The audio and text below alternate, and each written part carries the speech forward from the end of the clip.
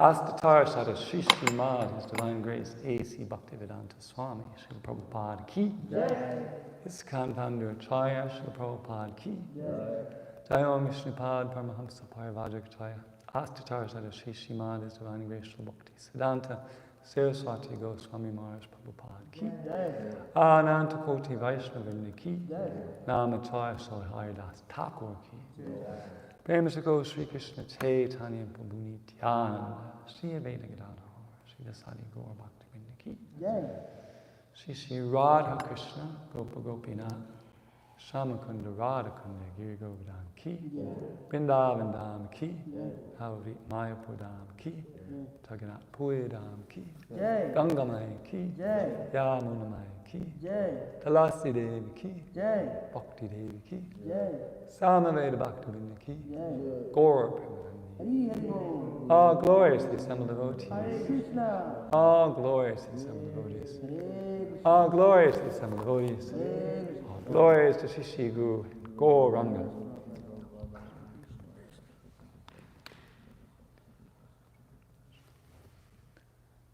So we're reading from the Srimad Bhagavatam, Canto 2, which is entitled Cosmic Manifestation, Chapter 9, which is entitled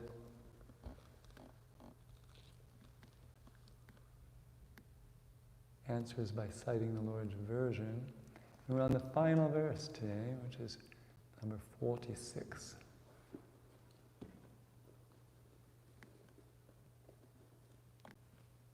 Om Namo Bhagavate Vasudevaya. Om Namo Bhagavate Vasudevaya. Om Namo Bhagavate Vasudevaya.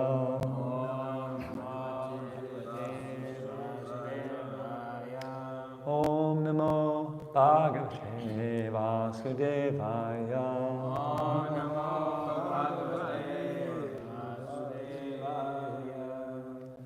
Yat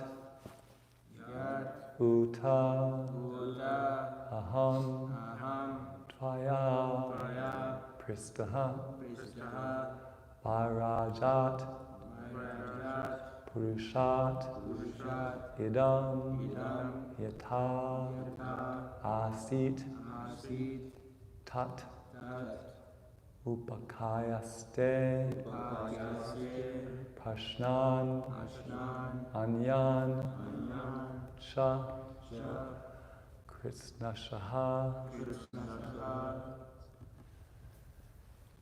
yadutaham tvaya prishto arajat purushadiham itasit tat upakyaste prashnan anyang Krishna saha yad utaham tvaya prishto arajat purushadidam itasit tat upakyaste prashnan anyang Krishna saha yadutaham tvaya prishto arajat purushadidam itasit tad upakyaste prashnan anyang Krishna saha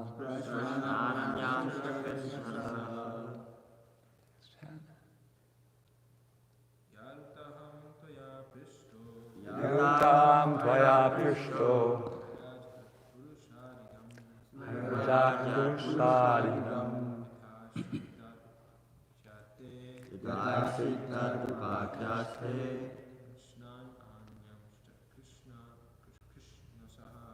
prashnan anyang Krishna saha Yadutaham tvaya prishto vairajat purushadidam itasit tadupakyaste prashnananyam Krishna saha Yadutaham tvaya prishto vairajat purushadidam yathasit tat upakyaste prashnananyam Krishna saha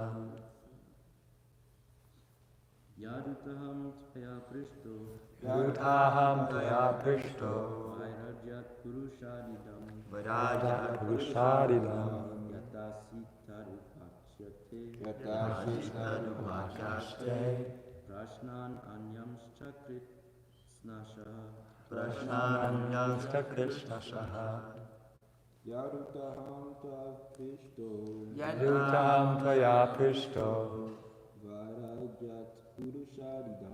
arajat purushadidam itasit tad upakyaste prashnananyam Krishna saha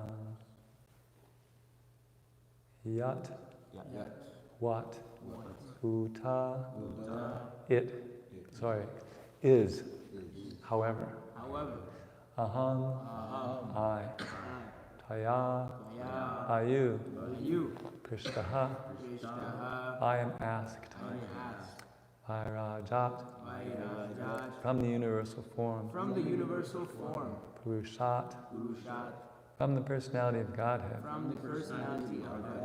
Idam this world Yatha as it Asit was Tat that Upakayaste I shall explain Prashnan all the questions Anyan others Cha as well Kritsnasya in great detail. O King, your questions as to how the universe became manifested from the gigantic form of the personality of Godhead, as well as other questions I shall answer in detail by explanation of the 4 verses already mentioned. Please repeat. O King, O King, your questions your questions as to how the universe as to how the universe became manifest became manifest from the gigantic form from the gigantic form of the personality of Godhead, of the personality of Godhead, as well as other questions, as well as other questions. I shall answer in detail I shall answer in detail by explanation explanation of the 4 verses of the 4 verses already mentioned. already mentioned. Purport by His Divine Grace A.C. Bhaktivedanta Swami Srila Prabhupada. As stated in the beginning of the Srimad Bhagavatam, this great transcendental literature is the ripened fruit of the tree of Vedic knowledge, and therefore all questions that can be humanly possible regarding the universal affairs beginning from its creation are all answered in the Srimad Bhagavatam. The answers depend only on the qualification of the person who explains them. The 10 divisions of the Srimad Bhagavatam, as explained by the great speaker Srila Sukadeva Goswami, are the limitation of all questions, and intelligent persons will derive all intellectual benefits from them by proper utilization. Thus ends the Bhaktivedanta purport of the 2nd Canto, 9th chapter of the Srimad Bhagavatam, entitled Answers by Citing the Lord's Version. Om Jnana Timirandasya Gnananjana Shalakaya Chakshunmilitam Tasmai Shri Gurave Namaha. Namo Vishnupadaya Krishna Pstai Bhuleshmide Bhaktivedanta Swami Niti Namani Namaste Saraswati Devi Gauravani Vicharini Visesha Shrunivani Pasadhyatya Vishnu Jaya Shri Krishna Chaitanya Prabhu Nityananda Shri Advaita Gadadhara Shri Dasai Gaur Bhaktivinoda Hare Krishna, Krishna Krishna, Hare Hare, Hare Rama, Rama Rama, Hare Hare. Antakalpatabhishta, Kripa Sindhubhivcha, Patitanam Pavanebhyo, Vaishnavebhyo, Namo Namaha. So it's being stressed here that the answers to all the important questions in the universe are to be found in the Srimad Bhagavatam. The Bhagavatam is glorified among all the Vedic literatures. Vyasadeva wasn't satisfied by writing the other Puranas and the Mahabharata, and he was feeling despondent and was wondering why. And then he was just thinking, maybe it's because I didn't glorify the Lord and devotional service to Him. And just then Narada showed up and confirmed that that actually was why he wasn't feeling satisfied. So the Bhagavatam has more in it in the other Vedic literatures, and things are in their proper perspective. Devotional service to Krishna is the activity of the pure living entity, and all kinds of Vedic sacrifices to attain heaven and different other things are. It's described that the Vedas is like, I heard in Bhagavatam in one class, like 80 or 90% karma kanda. You know? So you can really easily get distracted from the goal of pure devotional service to Krishna if you look at the Vedic literature as a whole. But the Bhagavatam is always focused around emphasizing the personality of Godhead and devotional service to Him as being the ultimate Dharma. So,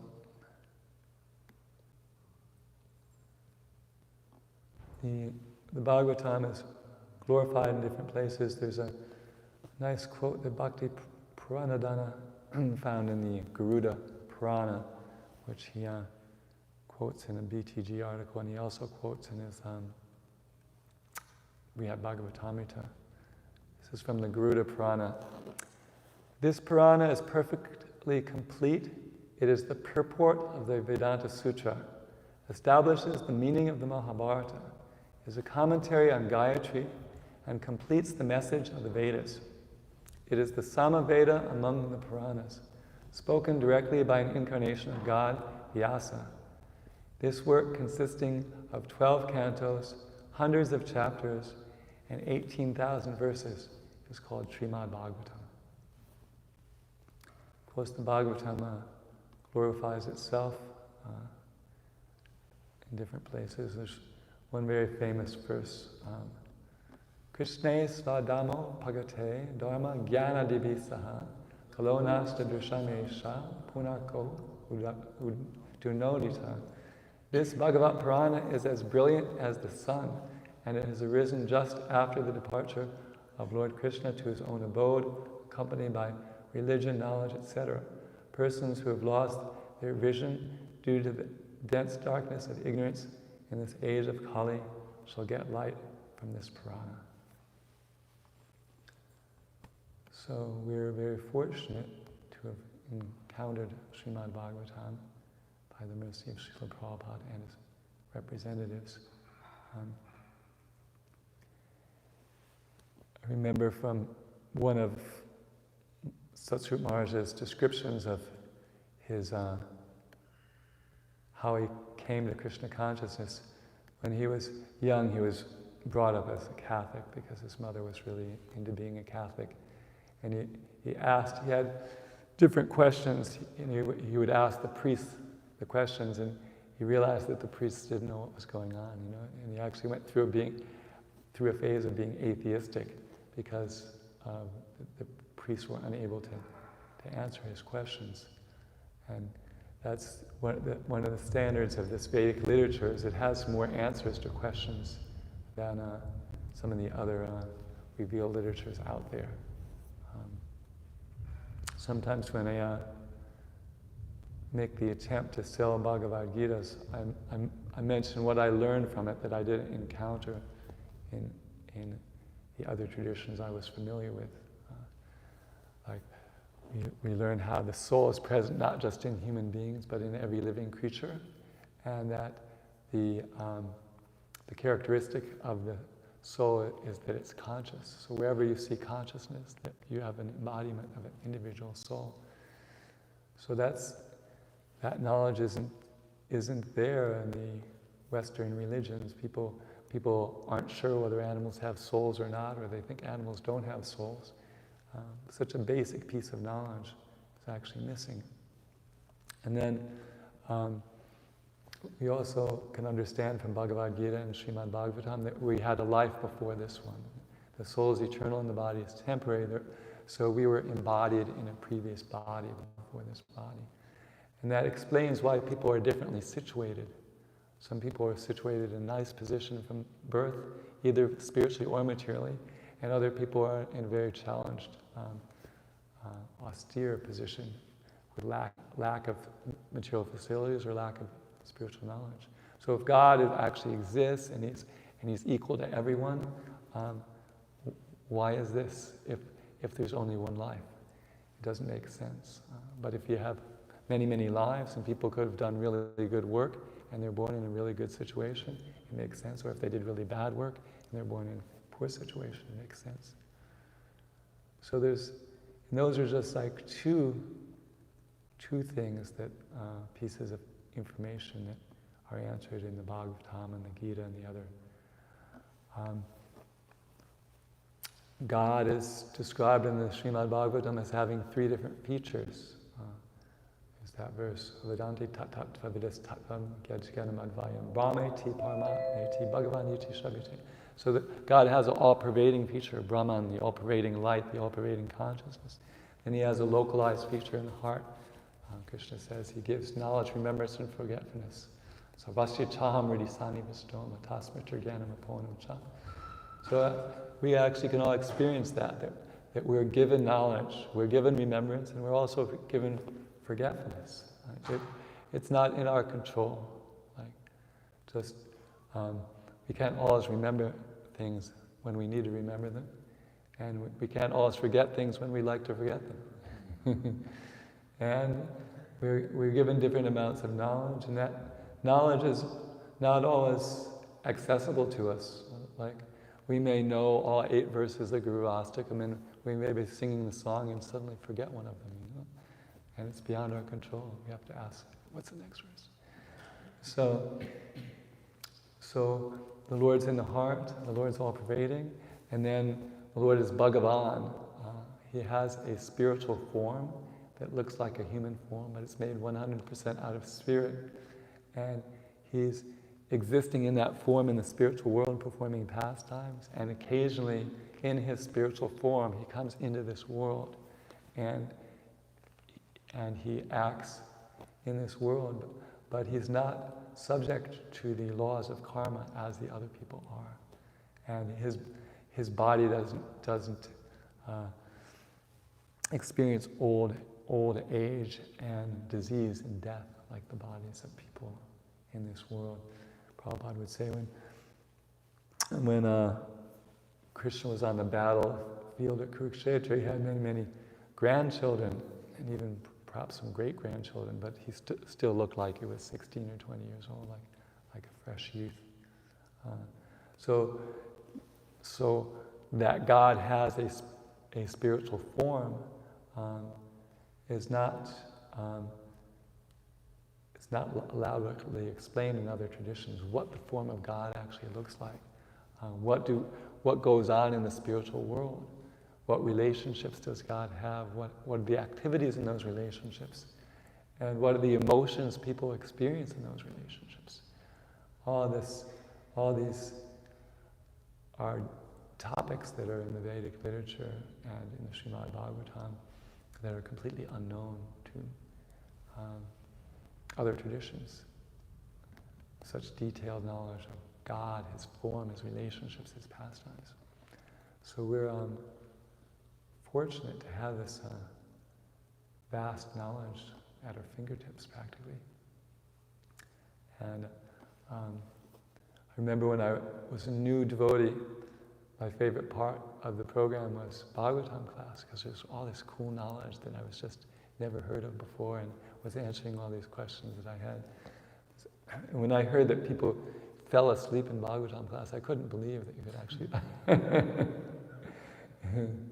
And now, if I've had sufficient rest, I also don't have any issues about falling asleep in Bhagavatam class, because there's just a lot of interesting knowledge. It's very relevant to our ultimate happiness. Because the key question everybody has is how can I be eternally happy? Everyone is looking for eternal happiness, and but there's no eternal happiness on the platform of the body, because the body is non-eternal. So eternal happiness has to be on the platform of the soul. And right off the bat, very early on in the Bhagavatam, there's this very beautiful verse: Savai pumsam paro dharmo yato bhaktir dhoksate haitaki apratiyata yatma suprasidati.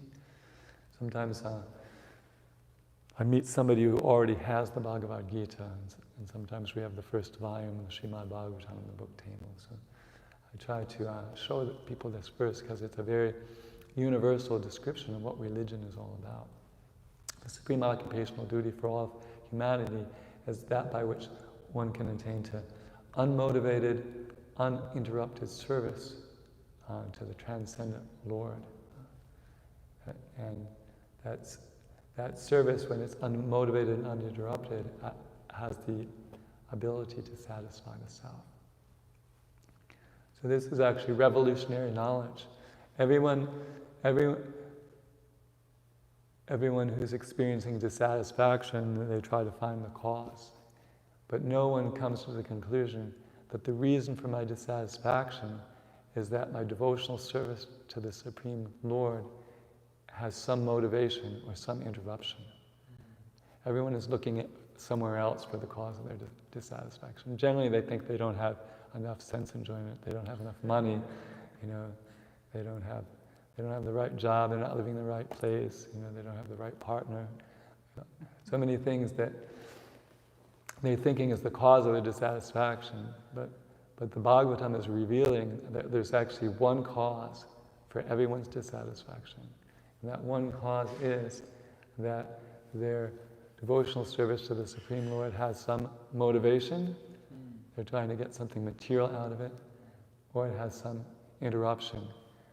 People take a break and decide they want to do something else, and therefore there's a gap. So the idea is that our identity.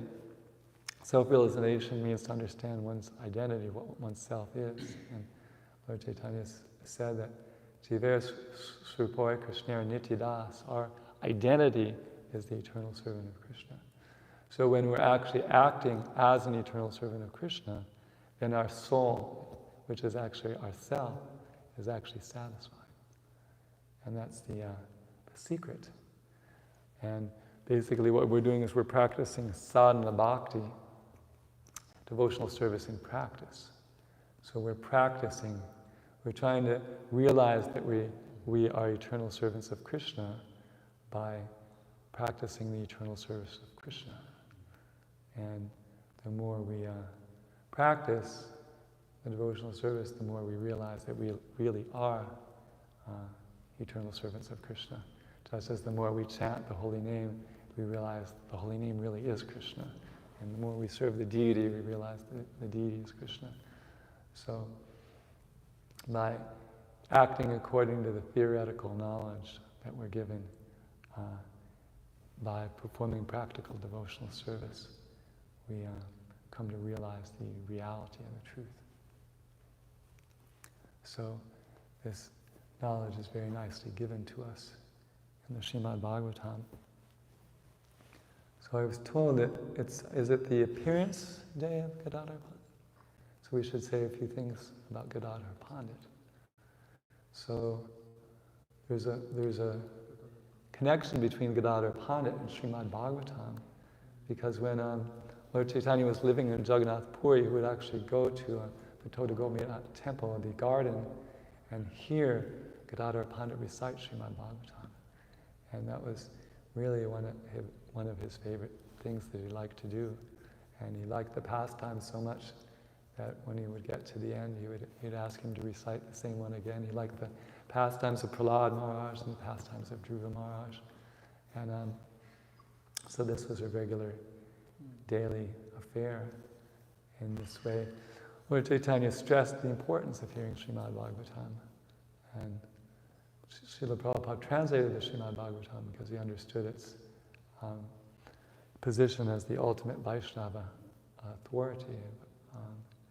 And the Bhagavatam, over and above the other Puranas, stresses that Krishna is the original personality of Godhead. There's that famous verse 1:3:28. Ete changsa kala pungsam Krishnastu Bhagavan Swayam Indrani Vakalam Lokam Mridayanti Yuge Yuge. So after this whole list of, like 20-some incarnations, it says all these incarnations are plenary portions or portions of the plenary portion of Krishna, who is Swayam Bhagavan, the original personality of Godhead. They appear whenever there's a rise in the atheists, the enemies of Indra.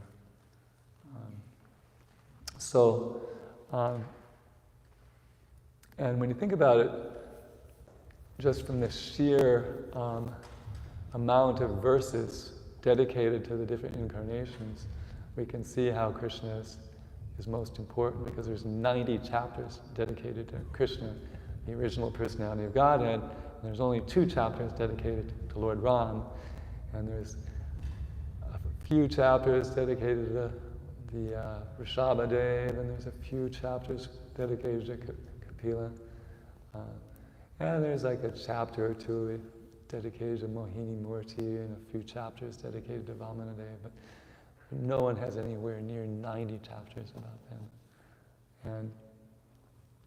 And it's stressed in the Srimad Bhagavatam in these 90 chapters on Krishna. We really do see how he not only is theoretically Bhagavan, but he's actually undefeated in contest with both the demons and the demigods. Any deity in the Vedic worldview that you might think is supreme is defeated by Krishna somewhere or other in the 10th canto. He defeats Brahma in the Brahma Vimohana Leela. Lord Brahma tries to bewilder Krishna, and he finds that he's bewildered by Krishna. And then Indra tries to defeat him by drowning all the inhabitants of Vrindavan. That's a serious Vaishnava aparad. I mean, we talk about committing Vaishnava aparad, but to try to drown the eternal associates of Lord Krishna and his cows, I mean, that's really... So, but just by lifting up that hill and protecting his residence in Vrindavan, he showed that he couldn't be defeated by Indra. And also, to please Satyabhama, he wanted to get a parijata flower from the heavenly planet, and Indra was so attached that he didn't want to let it go. So he got into another skirmish with Indra and was defeated. If it wasn't bad enough that he was defeated once, and so then there's that fight where Lord Shiva enters the battle on behalf of his devotee. And the ultimate weapon, the Shiva Dvara, fights the ultimate weapon, the Narayan Dvara, and the Narayan Dvara wins. So basically he shows, and then he shows he's greater than Brahma, Indra, Shiva, and then he goes to the abode of Varuna and he gets his father back, by asking, hey, hand over my father. And then he gets the son of his teacher back from the Lord of Death, Yamaraj. So all these great personalities, Krishna shows he's superior to all. And then he gets the Brahmana sons from Mahavishnu. He goes all the way to Vaikuntha. So it's very clear that Krishna is superior to all the deities and all the demons who he kills without any difficulty. One of the most impressive pastimes to me is the killing of the Putana demon, because God is famous for being omniscient. God is famous for being omnipresent. God is famous for being omnipotent. And God is famous for being all-merciful. And in that one pastime, he demonstrates all these things. Even though he's just a baby, a few days old, he knows perfectly what this witch is planning to do. And even though he's a baby without very much strength, he's able to take the life of this lady, not only a lady, but a powerfully demoniac lady.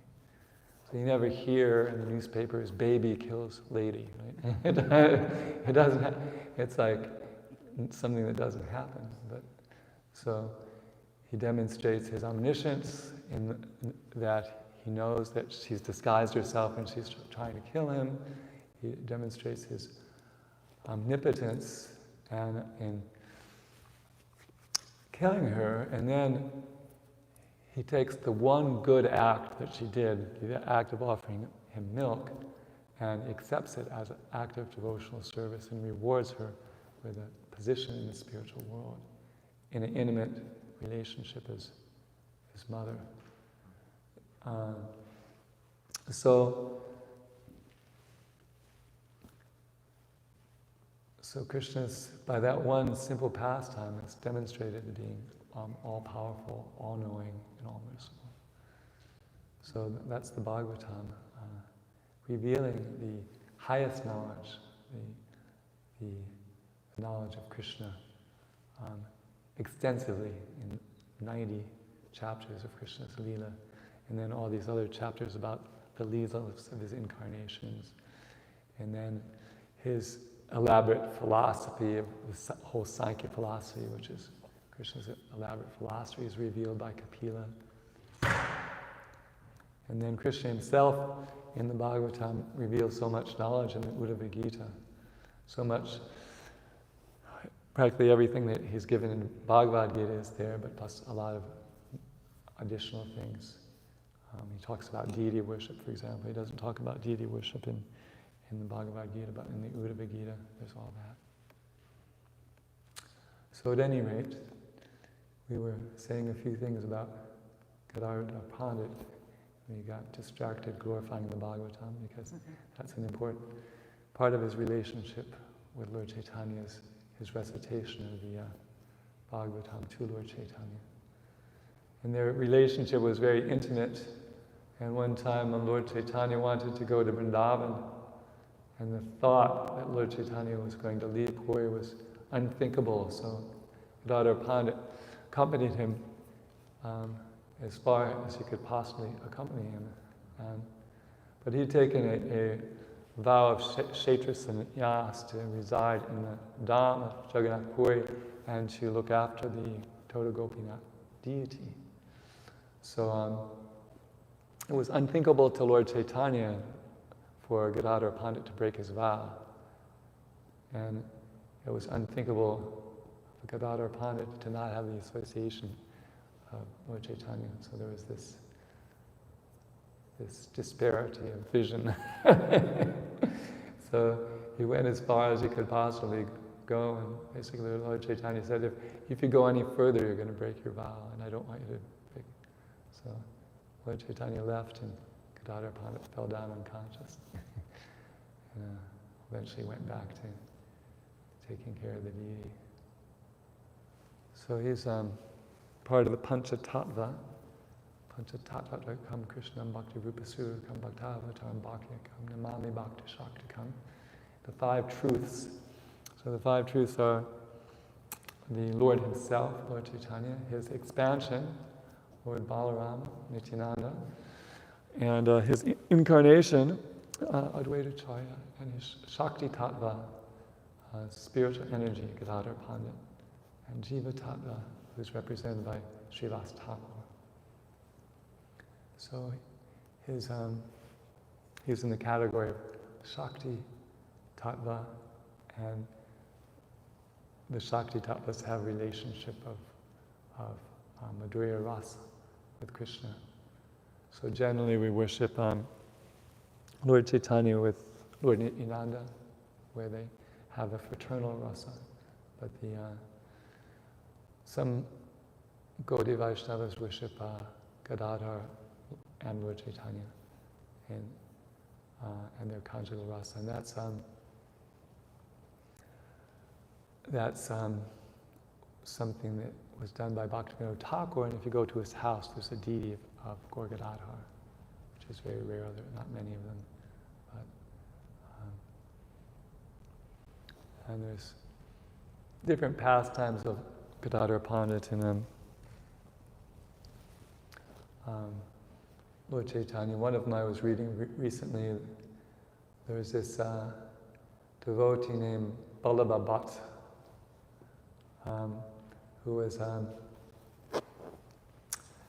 who had written this commentary in Srimad Bhagavatam that he was very proud of. He thought it was even better than the commentary of Sridhar Swami. So that wasn't very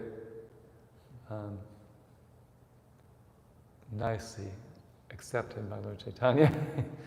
In fact, he quoted some verse where he said, "He who doesn't accept the Swami I consider to be a prostitute." Because another word for Swami is husband. So at any rate, so because he wanted to read his commentary to Lord Chaitanya, but Lord Chaitanya didn't want to hear it because he was omniscient and knew that it wasn't that valuable. So none of the devotees of Lord Chaitanya wanted to hear it. But he had a friendly relationship with Gadadhar Pandit, so he decided to read it to Gadadhar Pandit. So Gadadhar Pandit couldn't really figure a way of getting out of it because due to the etiquette, he should fulfill the desire of the senior Vaishnava. But he wasn't happy about reading it because his whole aim of life is to please Lord Chaitanya, and he knew Lord Chaitanya wouldn't be pleased about it. So actually, because he heard this reading of this questionable Bhagavatam commentary, Lord Chaitanya neglected him for a few days, which was painful for him.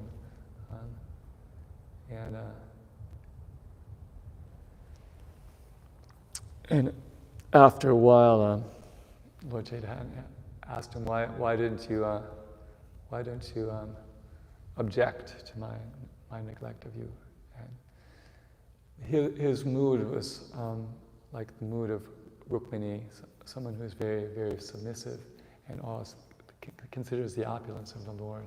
So it wouldn't be part of their rasa for him to object to being neglected. So he just tolerated it. And Lord Chaitanya appreciated his tolerance of being neglected by the Lord. And that's sort of a summary of that rasa. So, at any rate, the 5 members of the Panchatattva are all liberated souls. And it's described that if we just accept them as such, we can be liberated. And basically we can see their liberation because basically all they do is engage in devotional service. All of them. That is their only activity, the activity of the Paramahamsa, devotional service to the Lord. And we can be inspired by the dedication of Gadadhar Pandit to Lord Chaitanya and his dedication to Srimad Bhagavatam. There was a devotee who was later on advised to hear the Srimad Bhagavatam from Gadadhar Pandit, and he went there with great enthusiasm as he was instructed to hear the Bhagavatam. But it turned out because he was in such ecstasy doing his previous Bhagavatam recitations, the ink had run and you couldn't actually read it anymore. So he had to get another Bhagavatam in order to actually do it, which wasn't as easy as it is now ordering it online from the BBT. So it had to be copied over.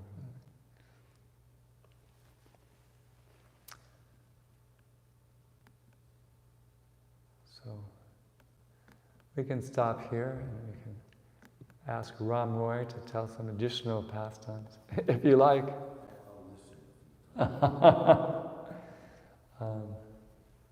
There are more pastimes. Maybe if some of the other people would like to tell a favorite pastime of Gadadhar Pandit that I neglected to tell. Yes? In one of the pastime, the Lord Chaitanya Mahaprabhu asked. Oh, you did? Okay. I'm blessed with multiple microphones.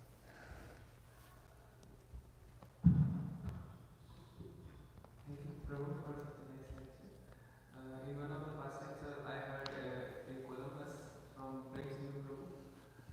It was about Gadadhar Pandit had a big family. So, and then he was not going out and working like us, like we people go out. For example, we both work in a university and he works in IT. So he was not working. He was just staying at home and praying, doing devotional service at home. And Chaitanya Mahaprabhu came to his house and then he saw that he asked him, you have such a big family and yet you are not working. How are you feeding your family? So Gadadhar Pandit, he clapped like this. And then Mahaprabhu asked, what does it mean? Why did you clap? He said, if I clap 3 times and if I don't get food, then I will die. I will end my life. And Mahaprabhu became so happy by hearing that because of his devotion. He had complete surrender on Mahaprabhu and he knows that Krishna is the one who is providing food. It is not because of my endeavor, it is Krishna who is providing the food. So he just clapped twice and then he has such a surrender. So he said, Mahaprabhu said, even Lakshmi Devi might become without money, but you will never be without. So that's the pastime which I love the most. That's a very nice pastime. I think it's the pastime of Srivas Thakur. Yeah. But it's not written in the Chaitanya Charitamrita. Is it from the Chaitanya Bhagavat, that pastime? I think that's also Srivas Thakur. Yeah, I was saying, but is that pastime? Maybe in the Chaitanya Bhagavat. I think it's in Chaitanya Bhagavat. Yeah, because it's not in Chaitanya Charitamrita. And But the Gadadhar Pandit, his role was, he played the role of a brahmana, so he was always engaged in Brahminical activity himself. Reading Bhagavatam and doing deity worship. Yeah. That was his main. Srivas Thakur was the clerk. There's a story about, does anybody know the pastime about when Chaitanya Mahaprabhu left, that was the ultimate traumatic experience, which is inconceivably traumatic. So it said that the Gadadhar Pandit aged very quickly, and that he couldn't properly worship the deity. So does anybody know that pastime? The deity gave him a break. You know? Yeah, the deity actually bent down so that he could reach up to dress him properly. So yeah, it's actually inconceivable, the intimate relationship between the Lord and Gadadhar Pandit. I just heard something interesting about and I'm not sure if you've also heard of it. I was listening to these lectures by Indra Swami about Vrindavan and about the lives of the different acharyas.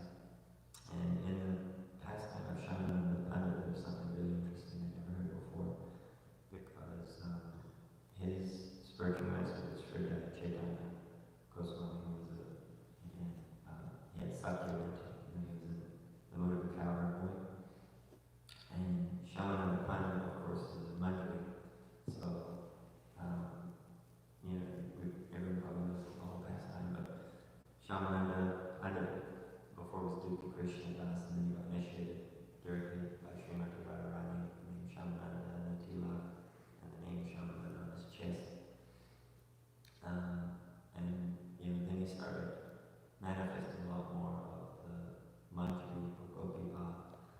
And when his spiritual master heard about this, from another week, he became furious and came and he started chastising him and he said, how can you have this attraction when I'm in the mood of Sakyas?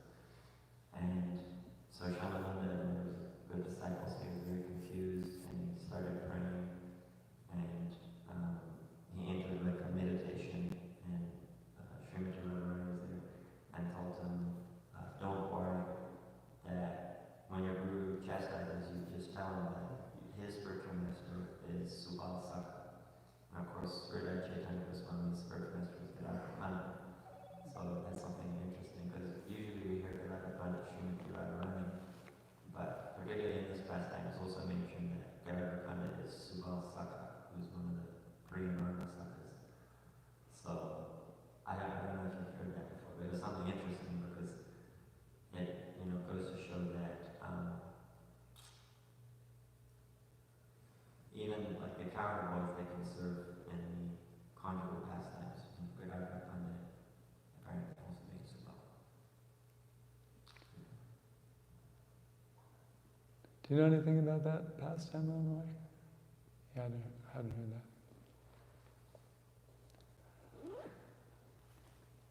So, did anybody have any questions or comments about any part of the class? Yes. Hare Krishna. Thank you for the class. I also, the pastime of Gadadhar Pandit in Katwa, when Lord Chaitanya was taking sannyas, and he was getting the haircut. And it was such an emotional pastime of Gadadhar Pandit in Chaitanya Bhagavatam explains that he was saying that if this is the religious principle of abandoning your older mother to go take sannyas to preach, then I do not want to follow your religious principles.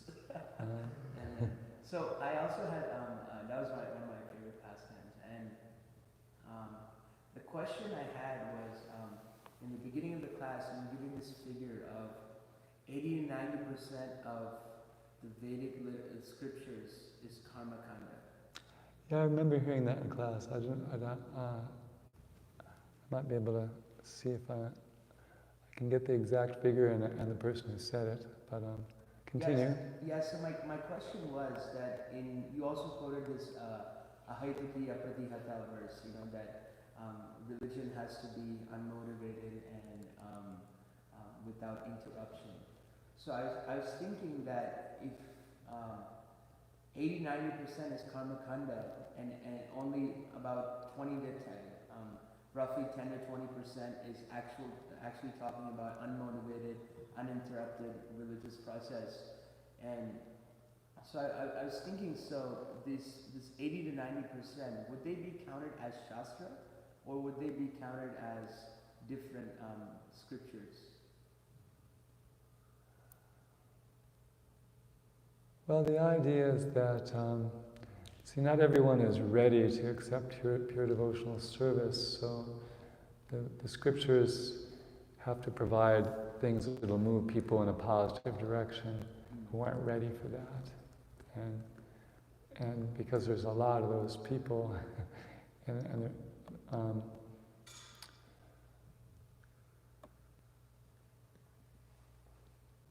that there's a lot of those verses, but of course Krishna speaks against karma kanda in Bhagavad Gita.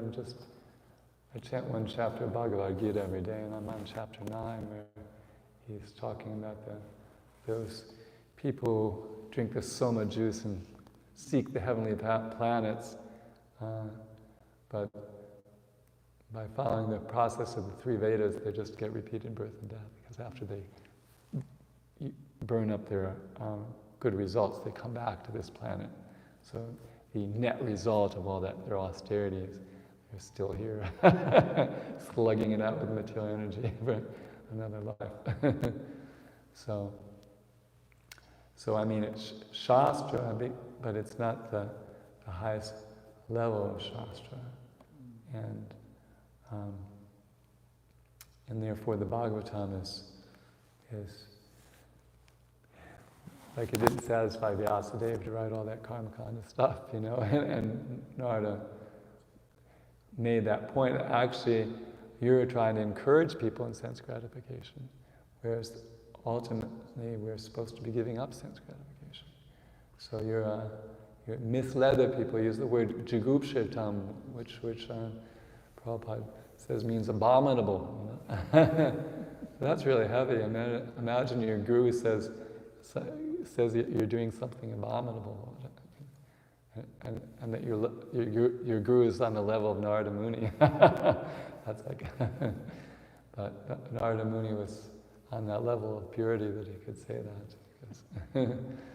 So yeah, it's Shastra, but it's not the supreme Shastra. Thank you.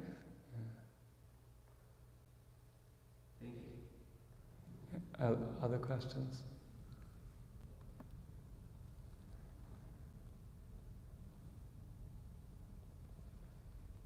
I can't find, searching my blog for karma kanda, I can't find the percentage given. I can find other interesting things different Swami said about karma kanda, but not that.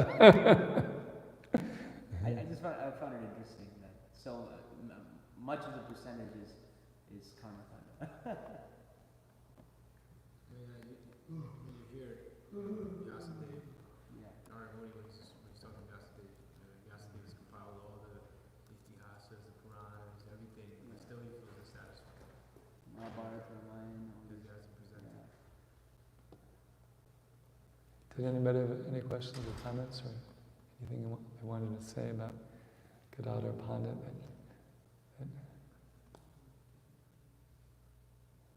So we can always pray to people on, their appearance or disappearance days, and we can pray that we may attain the platform of pure devotional service, because they are on that platform, and they can bless us with that, and they can bless us with love for Sri Chaitanya Mahaprabhu, love for Sri Krishna. And just remembering the great saintly persons, we become purified. And many times in the Chaitanya Charitamrita, there are a whole list of devotees, and Kaviraj Goswami talks about, how we become purified just by remembering these eternal associates of Sri Chaitanya Mahaprabhu. Because that's our aspiration, is to become eternal associates of Chaitanya Mahaprabhu and assist his eternal associates in spreading the mission of Lord Chaitanya.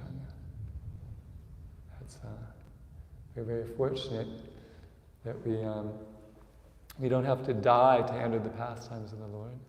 We just have to go in Harinam and enter the pastime of Sri Chaitanya Mahaprabhu, liberating the entire material world from contamination by engaging them in hearing the divine name of Sri Hari. So we'll end here. Thank you for your kind attention. Divine Grace A.C. Bhaktivedanta Swami Srila Prabhupada Ki.